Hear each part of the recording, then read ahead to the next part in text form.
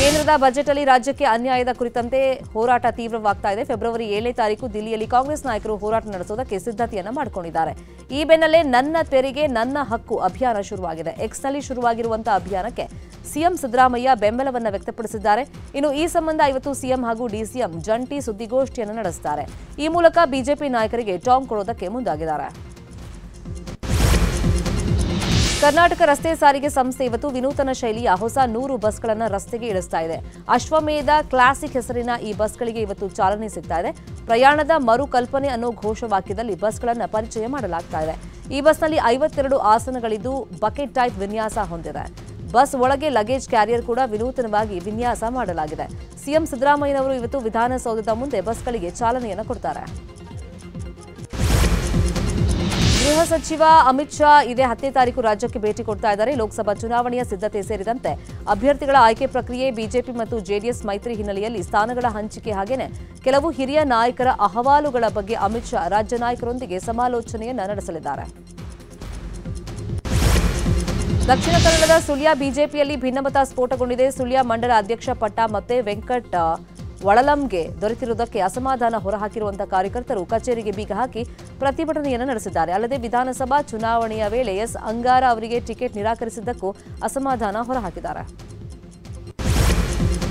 ಶಿವಮೊಗ್ಗದಲ್ಲಿ ಖಬರಸ್ಥಾನದಲ್ಲಿದ್ದ ಮರಗಳನ್ನು ಕಡಿದಿರುವಂತಹ ಅನ್ಯ ಕೋಮಿನ ಯುವಕರಿಂದ ಗುಂಪಿನ ಮೇಲೆ ಹಲ್ಲೆ ನಡೆದಿದೆ. ಗಾಯಗೊಂಡ 6 ಮಂದಿ ಆಸ್ಪತ್ರೆಗೆ ದಾಖಲಾಗಿದ್ದಾರೆ. ಹೊಳೆಹೊನ್ನೂರು ವ್ಯಾಪ್ತಿಯ ಜಂಬರಘಟ್ಟ ಗ್ರಾಮದಲ್ಲಿ ಖಬರಸ್ಥಾನದಲ್ಲಿದ್ದ ಮರಗಳನ್ನು ಕಡಿದಿದ್ದಾರೆ ಅನ್ನೋ ಕಾರಣಕ್ಕೆ ಗುಂಪೊಂದು 2 ಯುವಕರನ್ನ ಕೂಡ ಹಾಕಿತ್ತು. ಈ ಯುವಕರನ್ನ ಬಿಡಿಸಿಕೊಂಡು ಹೋಗೋದಕ್ಕೆ ಮತ್ತೊಂದು ಕೋಮಿನ ಗುಂಪು ಬಂದಿದೆ. ಈ ವೇಳೆ 2 ಗುಂಪಿನ ಯುವಕರ ನಡುವೆ ಮಾರಾಮಾರಿಯಾಗಿದೆ. ಜ್ಞಾನವ್ಯಾಪಿ ಮಾದರಿಯಲ್ಲೇ ಮಂಗಳೂರಿನ ಮಳಲಿ ಸರ್ವೆಗೆ ವಿಎಚ್ಪಿ ಅರ್ಜಿ ಸಲ್ಲಿಕೆ ಮಾಡಿದ್ದು, ಈ ಸಂಬಂಧ ಇವತ್ತು ಹೈಕೋರ್ಟ್ನಲ್ಲಿ ಅರ್ಜಿ ವಿಚಾರಣೆ ನಡೆಯಲಿದೆ. ಮಳಲಿ ಮಸೀದಿ ನವೀಕರಣ ಮಾಡದಂತೆ ವಿಎಚ್ಪಿ ಸಿವಿಲ್ ಕೋರ್ಟ್ನಿಂದ ತಡೆಯಾಜ್ಞೆ ತಂದಿತ್ತು. ಸಿವಿಲ್ ನ್ಯಾಯಾಲಯದ ತೀರ್ಪು ಪ್ರಶ್ನಿಸಿ ಮಸೀದಿ ಸಮಿತಿ ಹೈಕೋರ್ಟ್ ಮೆಟ್ಲನ್ನ ಹತ್ತಿತ್ತು. ಆದರೆ ಮಸೀದಿಯ ಅರ್ಜಿಯನ್ನು ಹೈಕೋರ್ಟ್ ತಿರಸ್ಕರಿಸಿದ್ದು ವಿಎಚ್ಪಿ ಅರ್ಜಿ ವಿಚಾರಣೆಗೆ ಸಮ್ಮತಿಸಿದೆ. ಎಸ್ಎಸ್ಎಲ್ಸಿ ಪೂರ್ವ ಸಿದ್ಧತಾ ಪರೀಕ್ಷೆಗೆ ₹50 ಫೀಸ್ ಕಲೆಕ್ಷನ್ ಮಾಡ್ತಿರೋ ಬಗ್ಗೆ ಶಿಕ್ಷಣ ಸಚಿವ ಮಧು ಬಂಗಾರಪ್ಪ ಸ್ಪಷ್ಟನೆಯನ್ನ ಕೊಟ್ಟಿದ್ದಾರೆ. ಬಿಜೆಪಿ ಸರ್ಕಾರ ಇದ್ದಾಗ ಈ ಪರೀಕ್ಷಾ ಶುಲ್ಕ ಆರಂಭ ಆಗಿದ್ದು, ಈ ಮೊದಲು ಪರೀಕ್ಷಾ ಶುಲ್ಕ ₹60 ಇತ್ತು, ಆದರೆ ನಾವು ₹10 ಕಡಿಮೆ ಮಾಡಿದ್ದೀವಿ ಅಂತ ಸಮರ್ಥನೆ ಮಾಡಿಕೊಂಡಿದ್ದಾರೆ.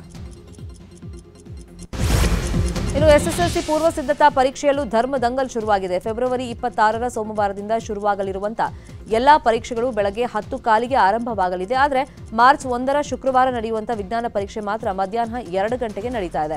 ಶುಕ್ರವಾರ ನಮಾಜ್ ಮಾಡೋಕೆ ಈ ಟೈಮ್ ಕೊಟ್ಟಿದ್ದಾರೆ ಅಂತ ಹೇಳಿ ಚಕ್ರವರ್ತಿ ಸೂಲಿಬೆಲೆ ಸಾಮಾಜಿಕ ಜಾಲತಾಣದಲ್ಲಿ ಕಿಡಿಕಾರಿದ್ದಾರೆ. ರಸ್ತೆ ಬದಿ ವ್ಯಾಪಾರಿಗಳ ಮೇಲೆ ಪೊಲೀಸ್ ಪೇದೆಯೊಬ್ಬರು ದೌರ್ಜನ್ಯ ಎಸಗಿರುವಂತಹ ಘಟನೆ ನಡೆದಿದೆ. ಮೈಸೂರು ಬ್ಯಾಂಕ್ ಸರ್ಕಲ್ನಲ್ಲಿ ತರಕಾರಿ ಅಂಗಡಿಯೊಂದನ್ನು ತೆರವುಗೊಳಿಸಲು ಬಂದ ಉಪ್ಪಾರಪೇಟೆ ಸಂಚಾರಿ ಪೊಲೀಸ್ ಠಾಣೆಯ ಪೇದೆ ನಾಗರಾಜ್ ದರ್ಪವನ್ನು ತೋರಿದ್ದಾರೆ. ವ್ಯಾಪಾರಿಯ ತಕ್ಕಡಿಯನ್ನೇ ನೆಲಕ್ಕೆ ಎಸೆದಿದ್ದಾರೆ. ಈ ವೇಳೆ ತಕ್ಕಡಿ ಪೀಸ್ ಆಗಿದೆ.